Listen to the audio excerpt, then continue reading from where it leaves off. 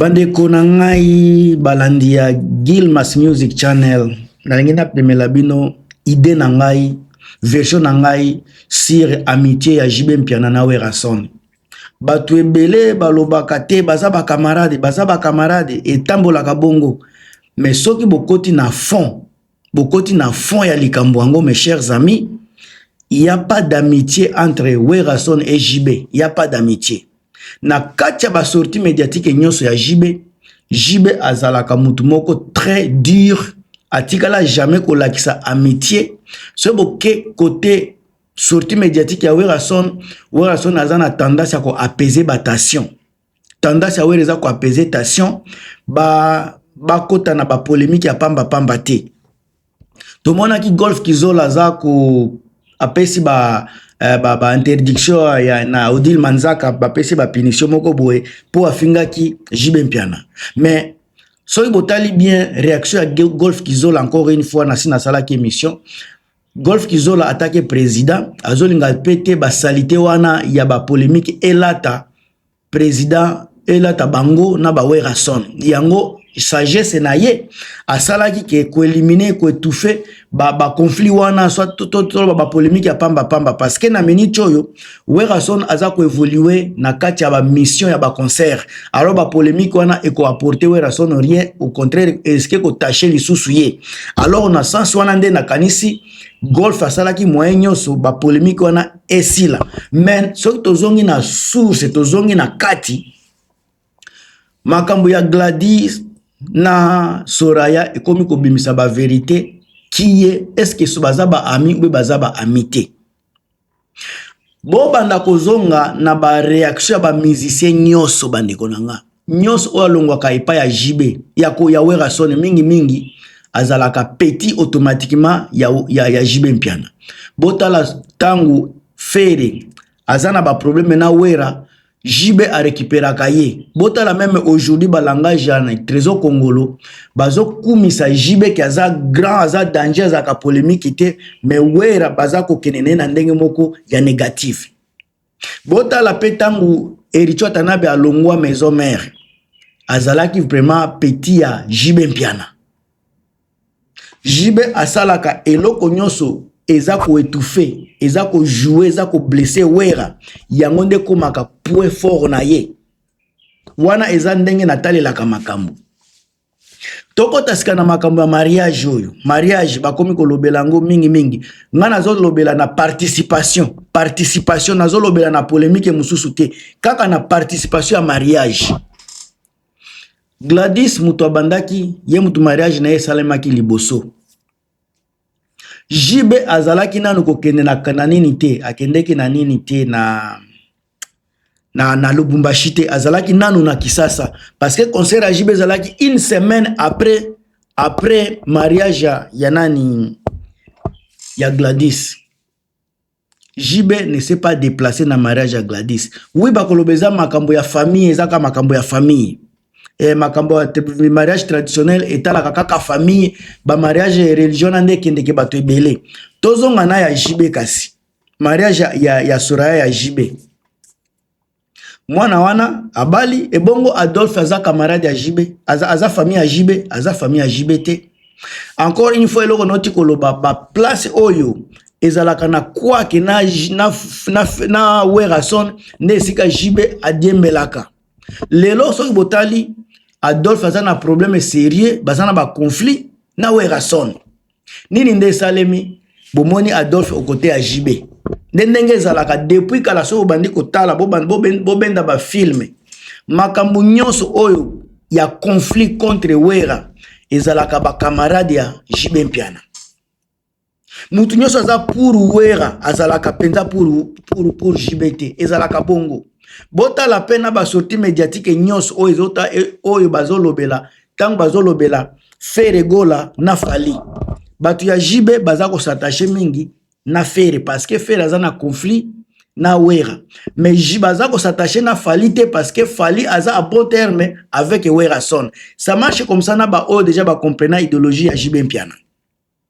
Alors dans nazolo ba mariage na bango amitié amitié wana ezalaka te eza makambo bamaskaka kaka na réseaux sociaux baloba baza bacamarade mais bango bazalaka bacamarade te baza bacamarade ya circonstance bakoma bacamarade ya circonstance soki eza place ya mbongo place moko esengi baimage ezala bakozala wana mpona circonstance mais baévénement ya monene botala mariage eloko c'est quelque chose de très important parce que jibe alobelaka azojete bafleur toujours na bana ya wera wera mpe aza kobwaka bafleur na bana ya jibe mais entre bango mibale quoi qu'eza parce que jibe attaque jibe soki bazalaki vraiment ba vrai camarade po tozolobela ba meilleur ami jibe alingaki amanke na mariage wana te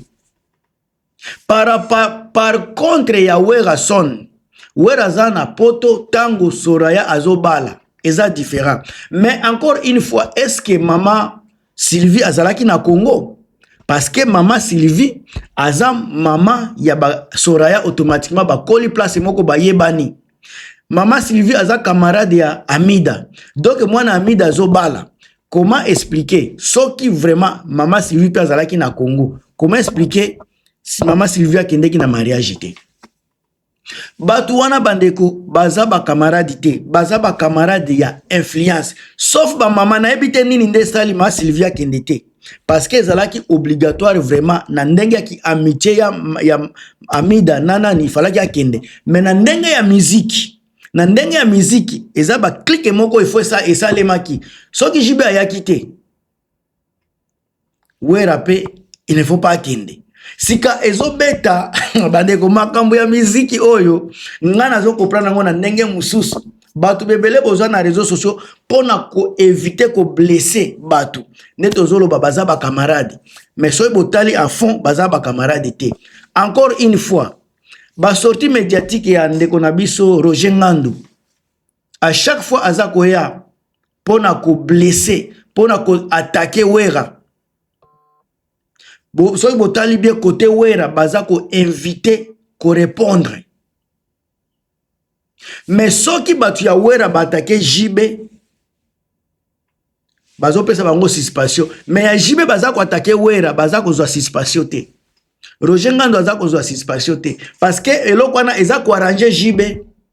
wana eza ko arranger jibe ya ko attaquer mais ya wera kotoyo bango tangu ba atakaka balobaka bango ne babandaka mais awa tozomona ba Roger Ngandu baza ko attaquer mais côté wera silence bazo sala moyen nyonso ba répondre te tango odila meki ko répondre azui suspension cela veut dire côté ya wera nde baza ko éviter pardon baza ko éviter ba dérapage bazolinga polémique te mais côté jibe yende azane bangonde baza ko créer polémique sika tangu bato ya wera bakobanda kosala droit de réponse na réseaux sociaux bakoya baselo bakoya bakoloba nini wera muto abandaka wera muto aza kotinda mais tangu jibe aza kotinda Roger Ngandu nano toyoki te seleo aza koloba ke jibe muto aza kotinda tangu jibe Roger Ngandu aza kotinda aza ko provoquer trésor congolais azoloba jibe azalaka bia lingaka polémique te aza kobosana ke bango baza ko polémique mais ba wera sono banano basali te tangu ba wera batu ya wera bakosala ba retour na réseaux sociaux bakoloba nini wera muto abandaka muto azalaka biloko wana pendant que bango baza ko déranger botala ndenge makambo eza kotambola donc côté ya batu nyonso ekomi kaka soki wera lobi batu nyonso bakoloba ye muto aza ko banda ye muto aza ko attaquer mais soki botali à fond jibe muto aza ko déranger jibe muto aza ko provoquer soki bozongi pe na makambo ya nini ya Adolphe muto bandaki ba provocation soki bozongi place ya Blaise muto bandaki provocation bozonge pa ya Fere ba sortie médiatique ne muto bandaki provocation donc soki botali bien wera aza ko bandaka ba provocation anate ezo banda et toujours libanda mabe ya wera sika soki asali droit de réponse tellement que ba droit de réponse ya Odile Manzaki zalaka makasi droit de réponse ya Sankara ezalaka kilo bango sika bakokaka ngo te yango nde batu bayokaka mingi koleka ba Roger Ngandu sika tellement que batu bazoyoka makambo ya trésor congolais te bayoki Roger Ngandu te bakoyoka Odile bayoki Sankara batu bakolobaki bango batu babandaki mais na minute oyo ba provocation ebele ezouta epai ya Jibe Mpiana batu bazolobela yango te bazobeta yango kara côté amitié bandeko encore une fois je ne pense pas ngai personnellement oyo tokomona na réseaux sociaux baza ko solola ya bien pona jibe bien pona wera eza ba mascarade politique eza baza ko sala pona ko pour ne pas mettre ba fan mal à l'aise mais kuna na kati bango moko bayebi ke ekosimba te wera a invité jibe na concert ya Grand Paris jibe aboyaki mutu nyonso ayebi jibe aboyaki mais qui a perdu eza jibe wera sali mariage mwana sali mariage jibe azana mboka mais jibe akene mariage te ba signe wana ezolakisa ke eloko eza te Daida auti kobala wera azana poto mwasi ne soki azaki na Congo pourquoi kende kite pendant ki baza penda pire na Amida Shatir bandeko baza ba camarade te botika lukuta na réseaux sociaux jibe na wera ki camarade na bango esila bakoma mutu na mutu azala kanzela na ye babenga na kapete baso bakosi na réseaux sociaux bakoloba babenga na kate une chose est vrai soki eza makambo ya ba avantage moko boy pona musique bakokutana na bango bakobeta wana eza eloko moko simple bakokuta bakobeta puis mutu na mutu akena marque na ye même chose boki kokuta lelo wera kutani na nani na musicien mususu jibe akutani pe na musicien mususu basololi cela ne fait pas de ba amis ba circonstance mutu esali ezala bongo preuve aneke lisusu Adolphe aza na conflit na wera soni na minute oyo mais tomona ki au côté ya Jibe Mpiana eza makambo wana selon ngai